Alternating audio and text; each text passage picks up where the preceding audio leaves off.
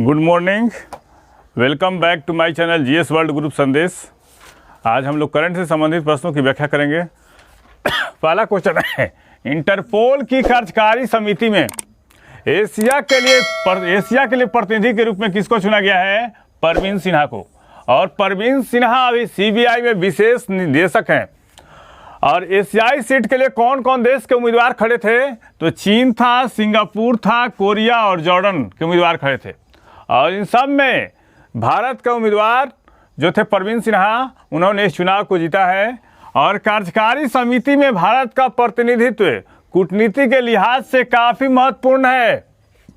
और अंतर्राष्ट्रीय स्तर पर अपराध से निपटने की रणनीति में भारतीयों का महत्व बढ़ेगा। इससे एक बहुत बड़ा कदम है। सनत ताती का निधन हो गया। वे कौन थे? एक असमिया कवि थे और साहित्य अकादमी पुरस्कार विजेता भी रह चुके हैं। 69 वर्ष के थे और उनका मृत्यु जो हुआ कैंसर से पीड़ित थे और उनकी मृत्यु हो गई है। साहित्य अकादमी पुरस्कार विजेता भी रह चुके हैं। भारत का पहला बहुआयामी गरीबी सूचकांक जारी किया गया है। इसमें सबसे गरीब राज्य कौन है? सबसे गरीब राज्य है बिहार। दूसरे स्थान पे कौन है? झारखंड है। और तीसरे स्थान पे कौन है? उत्तर प्रदेश। और चौथे स्थान पे कौन है? मध्य प्रदेश है। और पांचवें स्थान पे कौन है? मेघालय है। और सबसे कम गरीबी वाला राज्य कौन है? केरल। दूसरे स्थान पे कौन है? गोवा। तीसरा स्थान पे कौन है? सिक्किम। और चौथे स्थान पे कौन है? तमिलनाडु है। राष्ट्रीय दुग्ध दिवस कब मनाया जाता है? 26 नवंबर को मनाया जाता है। भारत में 2014 से हर साल वर्गीज कुरियन की जयंती पर राष्ट्रीय दुग्ध दिवस के रूप में मनाया जाता है। और विश्व दुग्ध दिवस कब मनाया जाता है? 1 जून को मनाया जाता है। और वर्गीज कुरियन को क्या कहता है? Milk man of India. इन्होंने ऑपरेशन फ्लड की शुरुआत की थी। इनके प्रयासों के द्वारा क्या हुआ था? ऑपरेशन फ्लड की शुरुआत की थी। शुरुआत हुई थी। 26 नवंबर को कौन सा दिवस मनाया जाता है? राष्ट्रीय विधि दिवस। और संविधान सभा द्वारा 26 नवंबर 1949 को भारतीय संविधान को अंगीकार किया गया था। जबकि यह पूरी तरह से लागू कब हुआ था? 26 जनवरी 1950 को लागू हुआ। और पहली बार इसे कब? 2015 में मनाया गया था। और इस दिन का उद्देश्य नागरिकों के बीच संवैधानिक मूल्यों को बढ़ावा देना और इस ऐतिहासिक तिथि के महत्व को बनाए रखने का काम करता है। और भारतीय संविधान की मूल संरचना भारत सरकार अधिनियम 1935 पर आधारित है। और इसकी जो मूल प्रतियां लिखी थी, प्रेम बिहारी नारायण ने इसकी प्रतियां लिखी थी। किस राज्य के थुलमा कंबल को जीआई टैग दिया गया है? उत्तराखंड। उत्तराखंड के सबसे पहले तेजपत्ता को जीआई टैग दिया गया था। किसका? तेजपत्ता को जीआई टैग दिया गया था। अभी भोटिया दन कुछ दिन पहले भोटिया दन और मनसुयारी राजमा को जीआई टैग दिया गया था। मनसुयारी राजमा को जीआई टैग दिया गया था। और जीआई टैग का मुख्यालय कहाँ है? चेन्नई में। जीआई टैग का मुख्यालय कहाँ? चेन्नई में।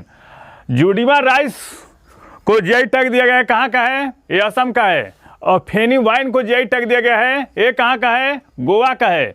जलगांव केले को जीआई टैग दिया गया है। कहाँ का है? ये महाराष्ट्र का है। और भाल गेहूं को जीआई टैग दिया गया। कहाँ का है? ये गुजरात का है।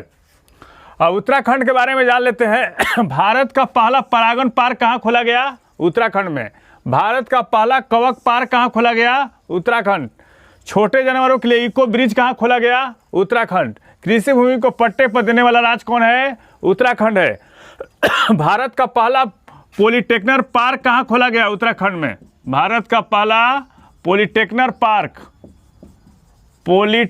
पार्क कहाँ खोला गया? ये खोला गया है उत्तराखंड में।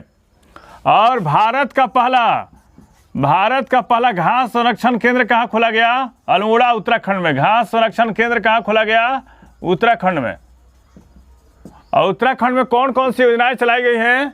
वात्सल्य योजना, अटल आयुष्मान योजना, एकीकृत आदर्श कृषि बीमा योजना। उत्तराखंड के राज्यपाल कौन है? गुरमीत सिंह। उत्तराखंड में विधानसभा की सीटें कितनी हैं? 70। लोकसभा की सीटें कितनी हैं? 5। और राज्यसभा की सीटें कितनी हैं? राज्यसभा की सीटें कितनी है? 3 है। और उत्तराखंड की ग्रीष्मकालीन राजधानी कौन है? गैसरैन है। और उत्तराखंड की राजधानी कहाँ है? देहरादून है। देहरादून को क्या कहता है? सैनिक नगर कहा जाता है। टाइम मैगजीन इंडिया ने लाइफ टाइम अचीवमेंट अवार्ड 2021 से सम्मानित किसे किया है? DC सिंघानिया को। किसको? DC सिंघानिया। प्रोजेक्ट स्वदेश किसने विकसित किया है? राष्ट्रीय मस्तिष्क अनुसंधान केंद्र, जो हरियाणा में स्थित है। यह दुनिया की पहली multi modal brain imaging data और एनालिटिक्स पहल है। दुनिया का पहला है और यह पहला बड़े पैमाने पर multi modal neuro imaging database है, जिसे विशेष रूप से भारतीय आबादी के लिए डिजाइन किया गया है। किसको? प्रोजेक्ट स्वदेश को।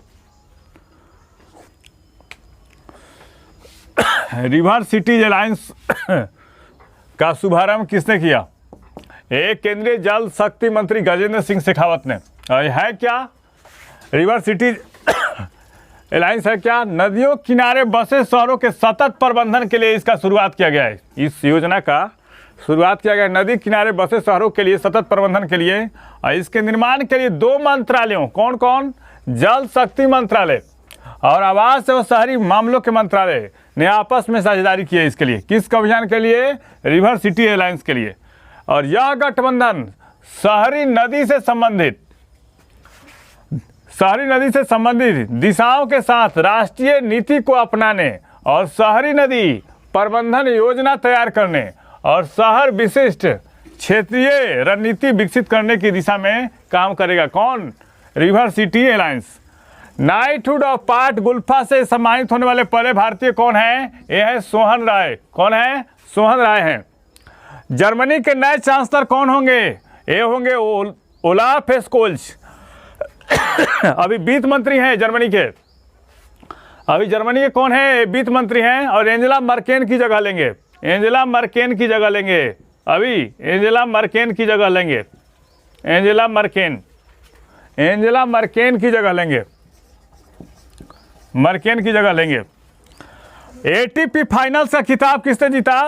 अलेक्जेंडर जेवरेव ने। कहा रहने वाले हैं? जर्मनी के। और उप विजेता कौन है? Daniel Medvedev. वे कहाँ के हैं? रसिया के रहने वाले हैं। और इसका आयोजन कहाँ किया गया था? तुरीन, इटली में किया गया था। और ATP का फुल फॉर्म क्या होता है? Association of tennis professional. और इसकी स्थापना कब की गई थी? 1972 में की गई थी। इस चैनल के माध्यम से सभी विषयों का तथ्यपरक विश्लेषण किया जा रहा है। आप इस चैनल से जुड़िए, लाइक कीजिए, सब्सक्राइब कीजिए। धन्यवाद।